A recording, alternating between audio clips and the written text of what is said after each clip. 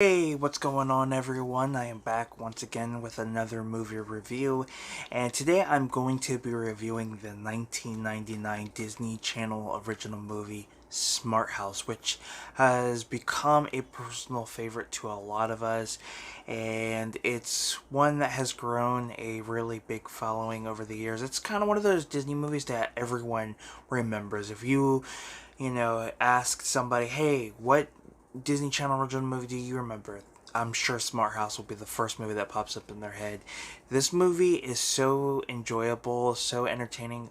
I mean, we all wish we had a house just like that. And it's kind of interesting how this movie still holds up because a lot of what you see in the movie in some way is what we use now. So, like I stated, it came out in 1999. And I wrote down the characters' names and the actors and actresses who play them. So we've got Pat, played by Katie Sagal. If you guys have been living in a cave for years, then if you don't know who Katie Sagal is, I suggest you do your research. Katie Sagal, well known for being in Sons of Anarchy, Married with Children.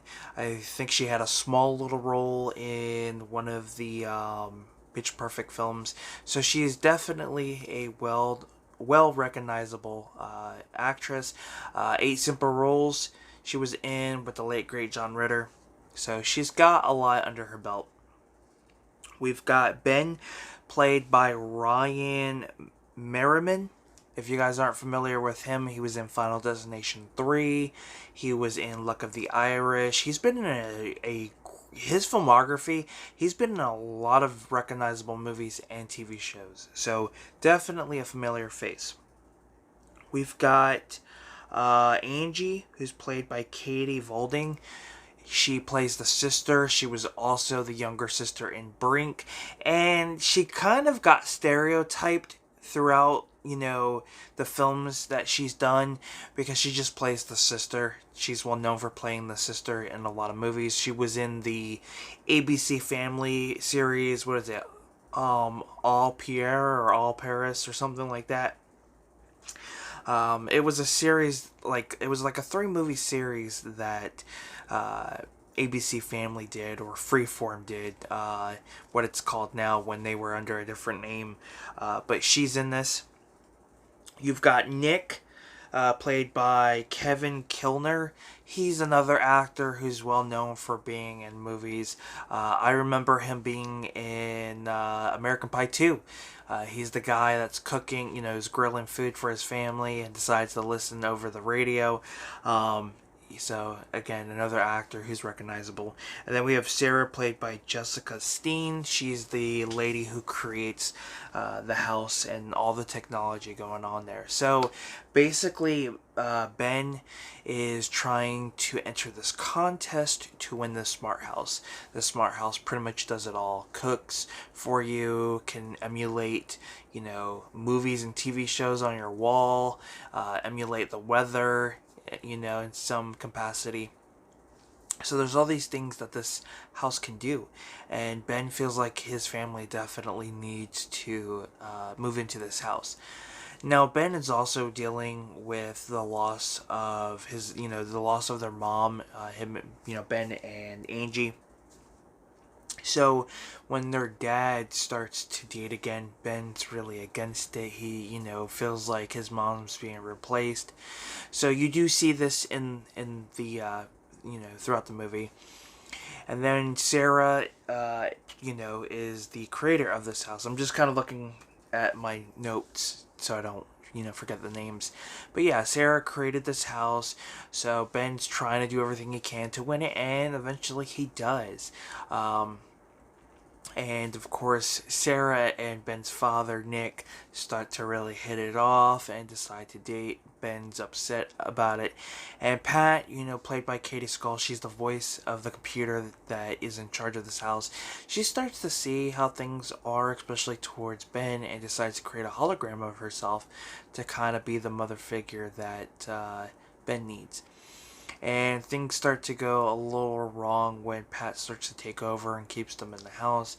And then it's up to Ben and Sarah to kind of save the day. Yeah, it's a fun movie. At times, I don't feel like it's a film that came out in 1999. I feel like it came out like around 2000. Um, but the plot is, plain and simple. There's not a whole lot going on there. I do like the house. I like the cool stuff that the house does. And what's interesting about this movie is that it still holds up. Because if you think about it, in today's society, we have, you know, the devices that allows us to save the name and have them either turn on our lights or our cars or things like that. So in some capacity, this movie still holds up to this day. Excuse me.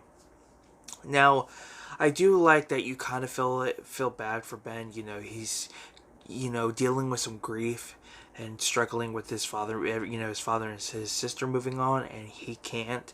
So that is relatable to a lot of people. So I think that works really well. I think the father is great. You know, Not over the top type of parent that you see in a lot of movies when a lot of the stories over the top. He does have his struggles, and he wants Ben to try to move on, and sometimes he doesn't understand Ben, with what he's going through, and at times he does. So I feel like the chemistry between the characters really, really works because it is relatable. So I do like that. I think Katie Sagal is great. Even though she is not physically in the movie until close to the end, it's great that, have her as, some part of the film, and especially when she's the voice. But yeah, no, I wish I could say more. I mean, it's just a movie that I feel like the more you watch it, your opinions are going to be different. But nonetheless, it's just a really enjoyable movie that I feel like holds up to this day, and it's still pretty entertaining. So, yeah, like I said, wish I could say more, but that's my review and thoughts on Smart House. Let me know what your thoughts are on this movie. Um, would love to hear your opinion on it. Don't forget to subscribe to the channel. Don't forget to give this video a like. And with that being said, I am Film Talk with Mikey. And until next time, guys, we'll talk films. Peace.